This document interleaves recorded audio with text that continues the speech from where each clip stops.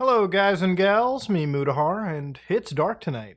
And the reason it's dark tonight is because we're talking about a pretty dark topic. Do any of you watching have children? Maybe you don't, maybe you're not a parent, but do you have children in your life at all that you care about? I would wager that most people watching probably do.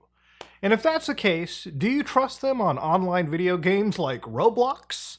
Now, to be honest, I'm not going to sit here and say that video games and social media are the exact problem.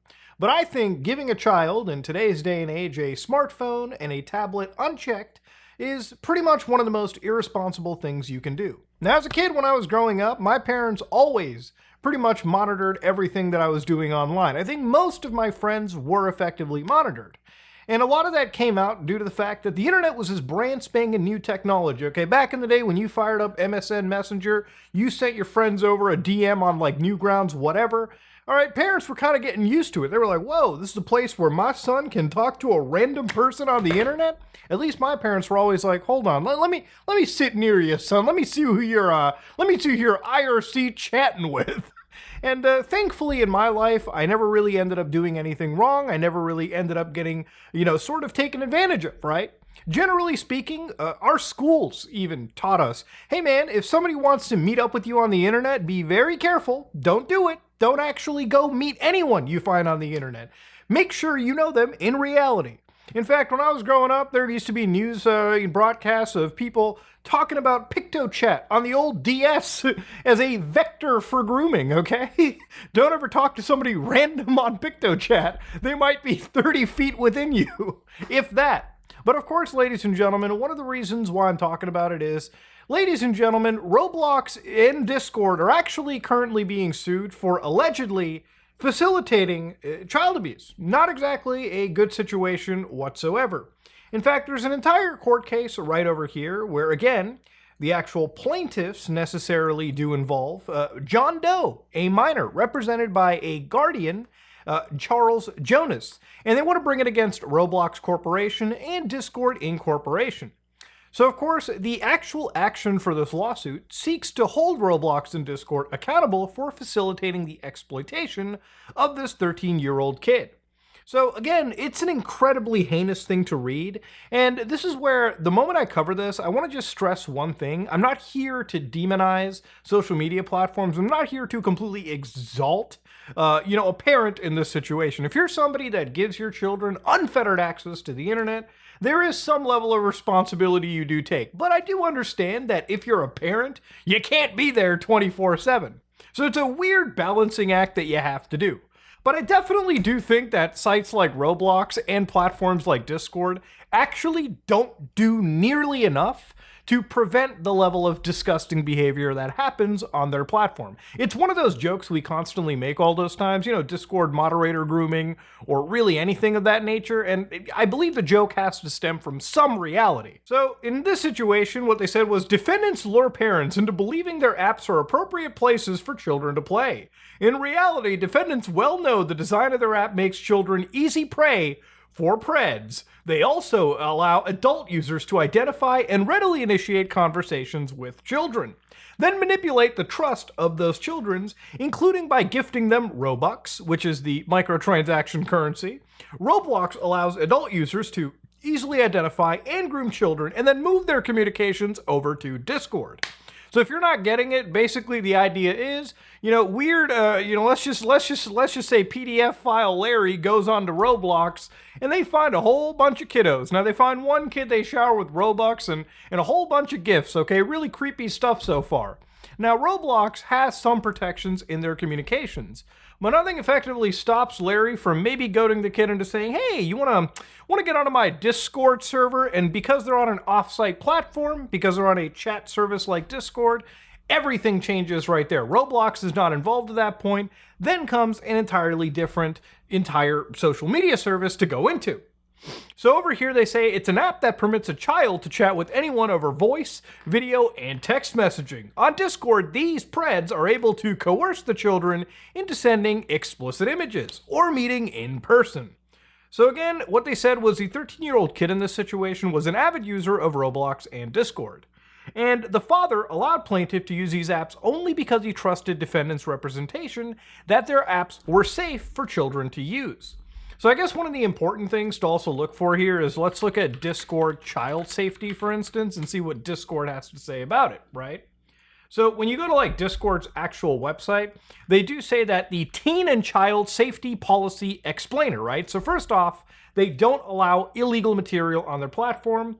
And of course, grooming, for instance, goes to the NCMEC. So Discord has a zero tolerance policy towards individuals who engage in grooming, extortion, or exploitation. Users who engage in this behavior will be permanently removed from Discord as a first offense. We consider anyone under the age of 18 to be a minor, which is, again, the federal understanding. So again, it just is one of those things where I'm sure a parent could look at and think, oh, maybe the moderation is really hardcore and intense. But also, you have to understand Discord is a platform with millions of users.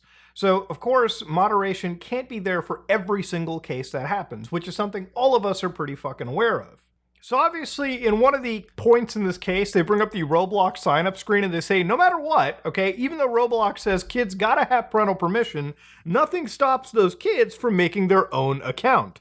Which is actually true. Like, as a kid, obviously, none of us made child-friendly accounts unless you were the fucking butters of our school, okay? Everyone that I knew of, especially growing up, we all had online accounts that pretty much allowed us, or at least we lied about our age, so that we could at least be above whatever minimum the actual account holder set, okay? Nobody ever actually gave their fucking real date of birth on any of these sites, okay? I'm pretty sure I have accounts that I still use where the date of birth has me pegged up at like 1919, okay, or 1900. Dude, I'm like a 130-year-old on some platforms on the internet. It's actually complete insanity. So they start showcasing some actual games over here, so you can play millions of games that are available. And of course, they bring up some of these actual games too. Some of them are just SpongeBob. Some of them are these like fucking actual ghoulish-looking horror games. And some are straight-up Call of Duty clones that are actually better than Call of Duty. No pun intended there. So until November 2024, Roblox configured its app to default to settings that allowed adults to easily communicate with children. So adult strangers could friend and chat with the child of any age via direct or private messages. Further, even without being friends, adults could also chat with a child of any age within the Roblox experience through DMs. So in one case, they brought up the idea of Robluxes, which is, again, their premium currency. So children frequently become obsessed with purchasing or obtaining Robux. In Roblox's avatar store, the company sells rare items at astronomical prices, such as the type of hair for an avatar which children seek to purchase to keep up with or outdo their peers on Roblox, because nobody wants to look like a default Andy. As a result, children often tell others, including strangers, that they'll do anything for Robux. I mean, that just is disgusting to fucking read. Jesus Christ.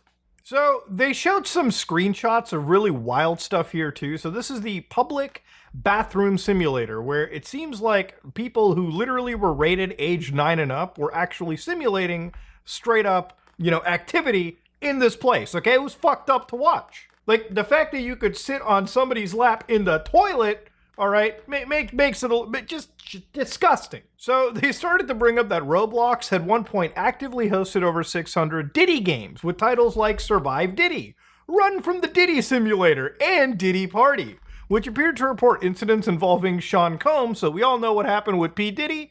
And I actually even saw this on Roblox myself, so I know this existed personally. In fact, I probably have actually covered it in a video at the time. And yeah, Roblox is not exactly in the best of situations showing. This is just completely disgusting. They even show it right over here. There were actually games showing Diddy's freak-off parties.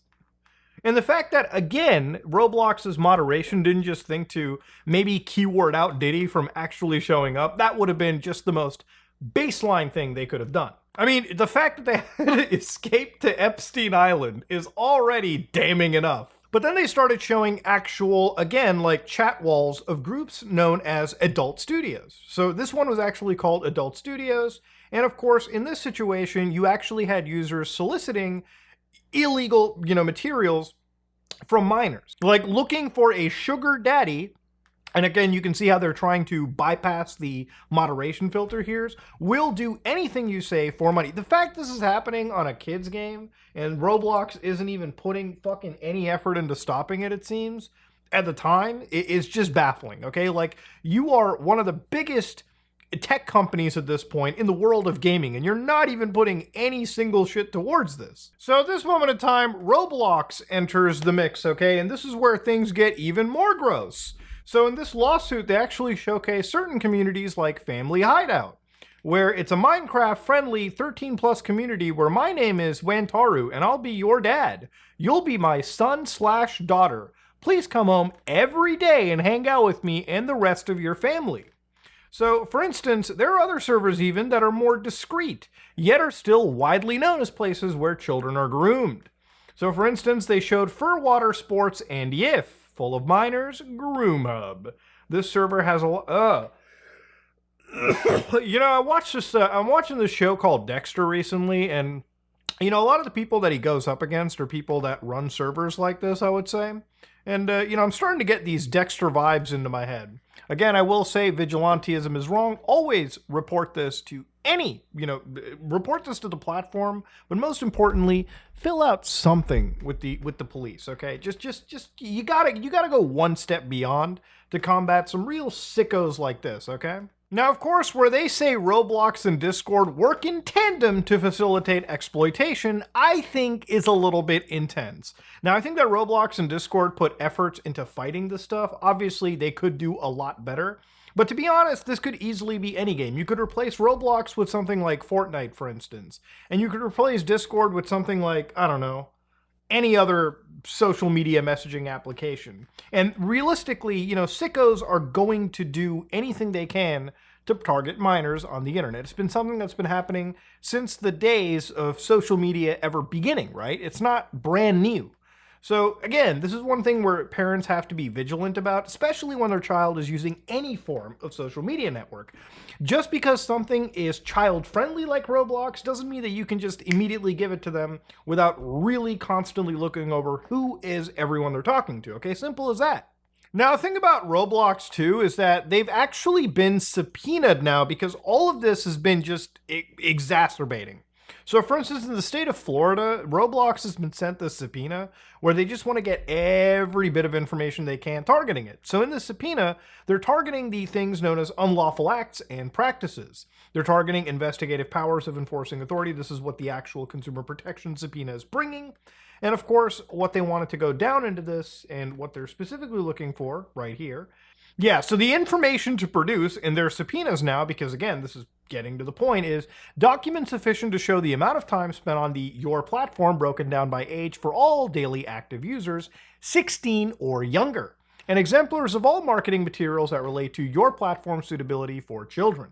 Documents relating to the marketing of your platform to your youngest customers or demographics, including children, including but not limited to the use of promotions and giveaways. Social media platforms, celebrities, external partnerships, social media influencers. Yeah, they basically just want everything. They want documents reflecting the steps you take to ensure children are not exposed to mature content on your platform. Communications to or from a Florida user reporting abuse to you, including all abuse reporting forms. So at this point, I think the Florida government is really trying to take them to task by digging up every piece of information they have. And the point of this affidavit, again, please correct me if you're a lawyer, is that Florida wants to see just how much work is being put into protecting minors. Because honestly, this kind of stuff has basically been going on for years. Like, I've made plenty of popular Roblox videos where I targeted like weird cults and communities on the platform. And while none of them were as disgusting as some of the stuff we've seen in the mentioned lawsuit, it does pose a question. There's a lot of there are a lot of really sick people that use a lot of these platforms, especially platforms for children like this, to target them. You know, when I was younger, there used to be platforms like Habba Hotel, still around right now, obviously. But when I was younger, there was definitely weird people on that platform too.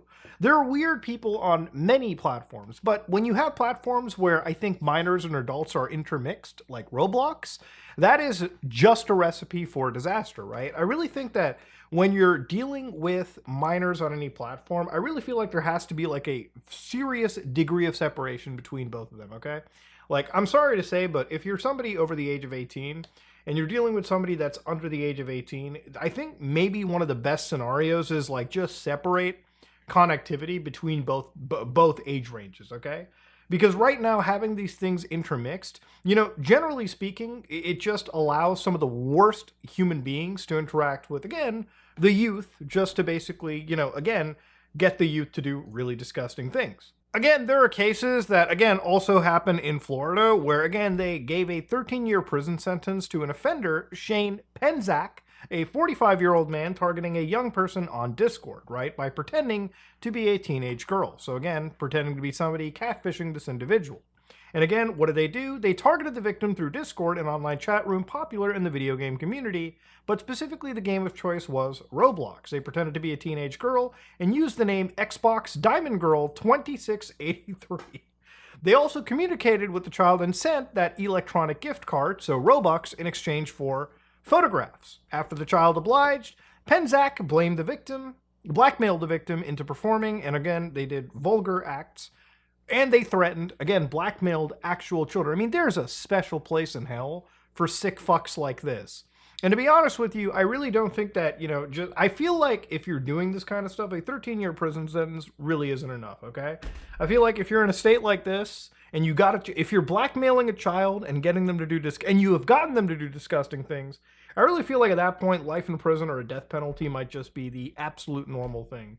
I mean, it really, to me, it is probably one of the most disgusting things to do. It's disgusting to do to an adult, but to do it to somebody that literally is a developing human being is probably one of the worst things that any human being could really do.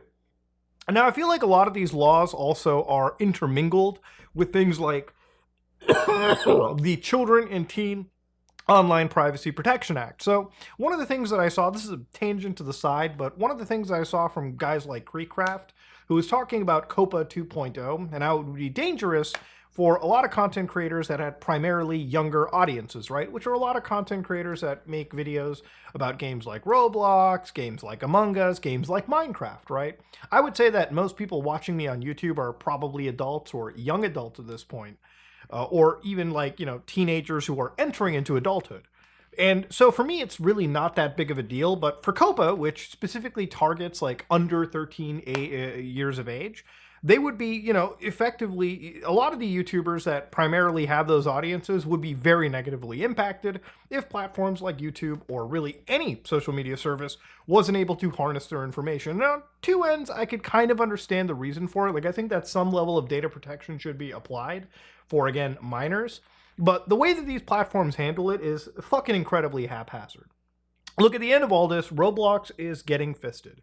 And I think it's absolutely deserving of it. I think, honestly, this could have been avoided had Discord, Roblox, or a lot of these platforms really had put the extra effort into fighting this scourge when it was at its most prevalent. But I really feel like for a lot of these platforms, it's not really important enough. Like, I think that it really is something they go after when something becomes necessarily high profile, or when they actually can't, basically plug their ears and close their eyes. I feel like Roblox should have been doing a lot more. They honestly didn't, in my opinion, based on the previous, several years that I've seen the site operate. And even though they'll apply a few band-aids once in a while, I really feel like it doesn't actually address the problem. And that's why we're at a point where serious lawsuits and fucking subpoenas by state governments are absolutely, happening. And the same goes for platforms, I would say, like Discord. I really don't want to see these platforms go under or die, but to be honest, the more and more you kind of read these lawsuits and the more and more you see the sickos that are on these platforms basically out and about doing this kind of bullshit, makes me wonder, why these platforms just aren't putting enough effort into it. But ladies and gentlemen, this is me, Mudahar, and yeah, if you like what you saw,